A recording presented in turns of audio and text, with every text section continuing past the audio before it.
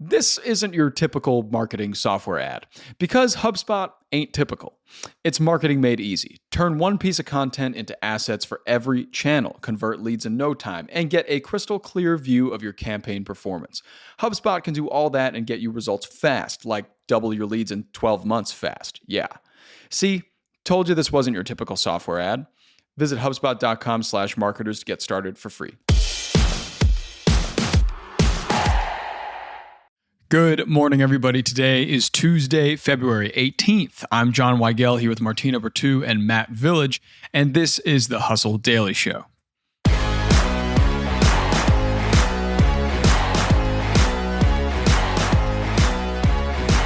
It's been an insane couple of weeks in AI, and we want to take a day just to update you on everything.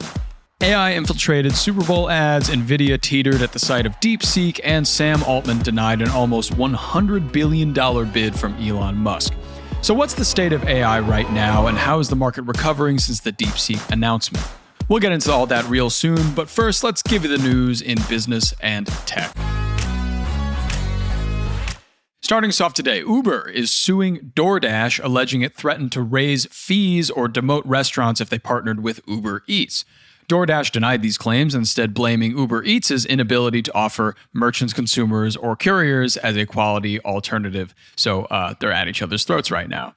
Next, in the luxury sector, Hermes will give each of its over 25,000 employees about $4,700 in bonus cash following a lucrative 2024 in which Q4 sales rose about 18% up to $4.1 billion. The luxury brand has been giving year-end bonuses for the last several years, including a $3,100 bonus last year. Seems like Hermes is riding a high, while other luxury brands aren't doing too hot. Over to the video game world, well, maybe not exactly. Nintendo's alarm clock, Alarmo, is now widely available. The most prominent feature of this bright red device is that it uses sound to wake you up, like an alarm clock does. But it has Nintendo characters on it, and it costs $100, so enjoy the investment. Next, some coffee-flavored news. Gen Zers, inspired by social media trends, are making more coffee at home, but they're reaching for coffee creamers that offer pretty unique flavor combinations and very sweet ones at that kind of taste like dessert. The race for the perfect flavor combo has caused a boom in the coffee creamer sector, with sales hitting about $5 billion in 2024. That's according to Circana data. And finally here, demand for employee surveillance software went up 54% between March 2020 and June 2023, according to network comparison site Top 10 VPN. So your bosses might be doing a little bit of spying on you. 73% of employers reported using call recordings, emails, or messages as a factor in performance reviews, and 37% of them said they'd used a recording to fire an employee.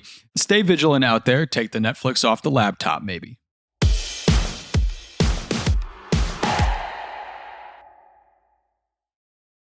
On to our main segment today. As mentioned above, we have Martina back on with Matt Village from the Mindstream newsletter to dive into the newest AI news that you got to be updated on. So take it away, guys.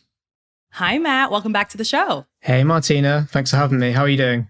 I'm doing good. We have a lot to cover because a lot has been happening, which is the standards these days. I think I should be used to it, but I'm not.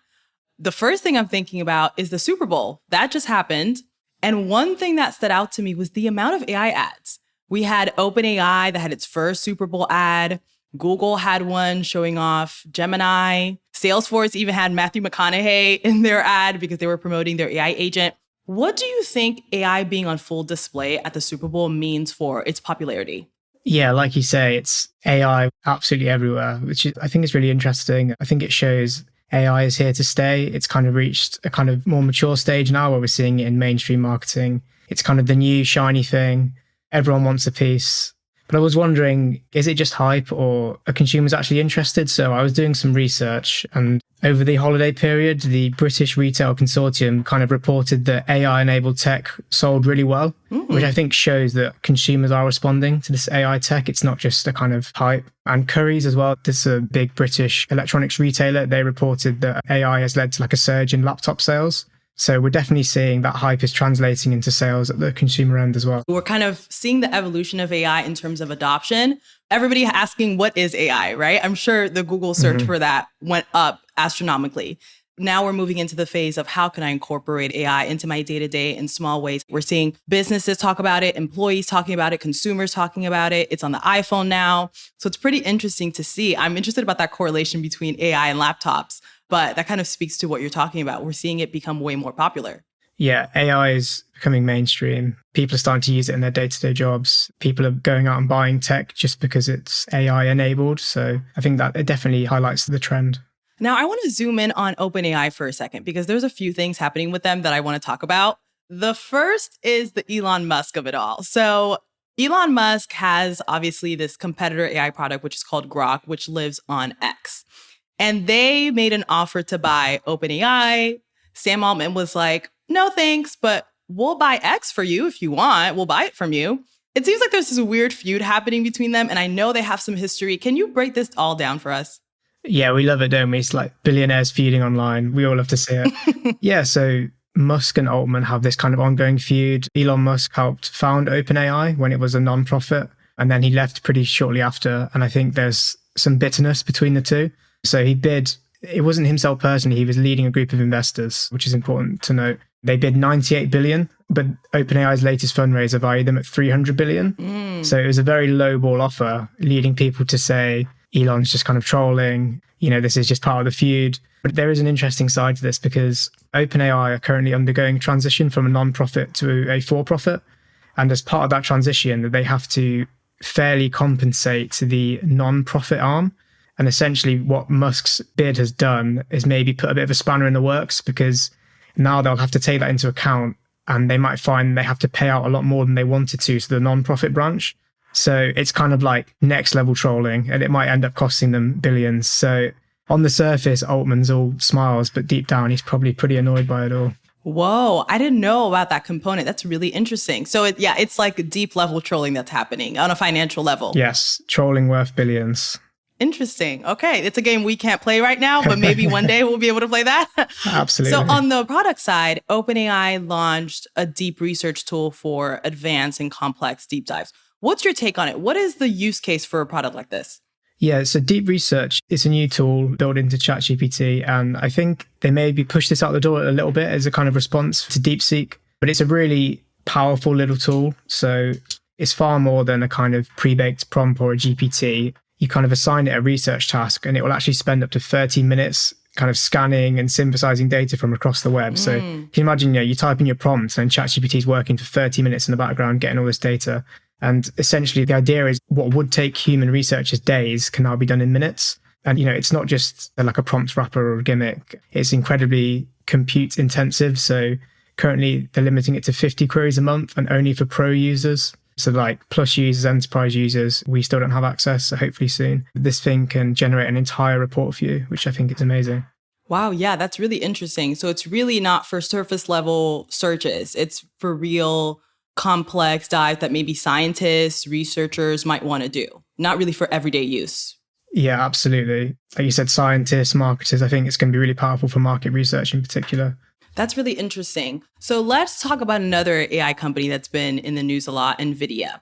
The other day, I actually spoke to Nathan Land from the Next Wave Pod about their huge stock dip after DeepSeek came out. Now, it's nearly a month later and their stock hasn't fully recovered. Bloomberg reported that they were still down 12% from their January market high. Do you think we're headed toward the end of Nvidia's reign? Because they've been at the top for a while. Yeah, so in short, we might be. I think investors are probably kind of displaying caution here. One of the main facts about DeepSeek was that their claim to have built the model for just $7 million. And this hasn't been verified. There's a lot of scrutiny. So I think that's where there's some caution. But if this is true, then it kind of really knocks NVIDIA's proposition value. They also have essentially a monopoly on AI chips. So if DeepSeek can say, well, we can build a functional model with only a handful of these chips, then all of a sudden they're not as valuable. They're also facing competition from other chip manufacturers. For example, AMD and Intel, they're working hard behind the scenes to try and build these AI chips that can kind of do the same work for the same level of efficiency. And if we reach a point where there's kind of multiple vendors for these chips, then NVIDIA will see a knock to its value. Oof. So we'll have to keep an eye on that and see if somebody can knock them off. Yes. diversify your portfolio. Right. I know, because there's this term, buy the dip. And I think people are doing that a lot. And they do that with a lot of tech stocks. But Nvidia has been one that I've been hearing, even in my circle, people talking about it. And now it's like, do you actually want to buy the dip? Is it worth it? So it'll be interesting to see if Nvidia is able to resist this kind of tumultuous time that they're going through. Definitely one to keep an eye on. Now, switching gears a bit, the AI Action Summit took place last week in Paris. We saw government leaders, CEOs, investors, regulators just get together to talk about the future of AI. Were there any interesting takeaways? So the most interesting takeaway is over 60 countries signed a kind of agreement, but the US and the UK both refused to sign it. The Vice President, JD Vance, was there emphasizing that the US won't let regulation slow down development. So this is a kind of prioritizing innovation over regulation. And the UK kind of said similar. They weren't sure about impacts on national security, but it points to the fact that the UK wants to align with the US on not just AI, but maybe kind of broader political strokes. It's pretty interesting because we've had so much conversation about regulation versus innovation. We don't want to stifle innovation, but we also don't want AI to be so unregulated that it can be used for really nefarious uses. So it's interesting that we're seeing on a global scale, these are conversations that countries are having, that investors are having, that regulators are having across the globe. Yeah, and not just that. So at the summit, experts kind of said that we might see artificial general intelligence, AGI, people like to call it, within 5 years. And the definition of this changes a lot. But when this does arise, that's going to open up a whole new kind of worms, regulatory and moral and ethical as well. I'm not ready. I'm not ready for that conversation yet. I feel like we're still trying to get used to AI and talking about AGI, which is another, like you said, can of worms. We'll get there. Maybe we'll talk about it next week. Sounds good. Last thing I want to talk about is Anthropic. They came out with a report detailing the economic impact of AI. Did any data points stand out to you?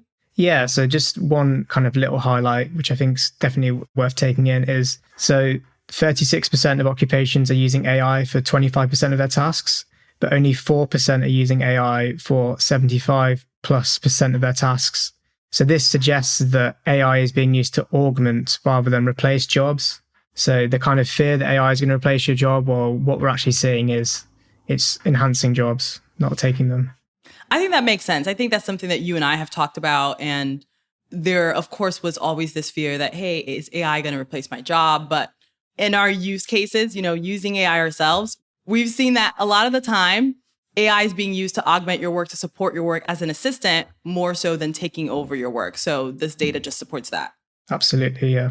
Okay, well, that's a great note to end on. Thank you, Matt. Thank you so much.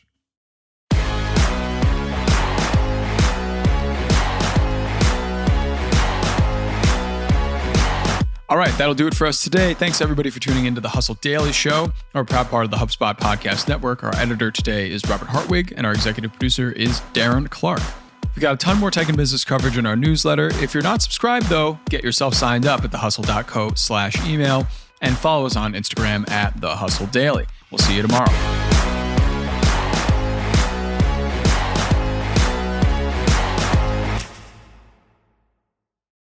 New year, new resolutions. And this year on the Best Idea Yet podcast, we're revealing the untold origin stories of the products you're obsessed with. And we promise you have never heard these before. Ever wonder how the iconic Reese's peanut butter cup was invented?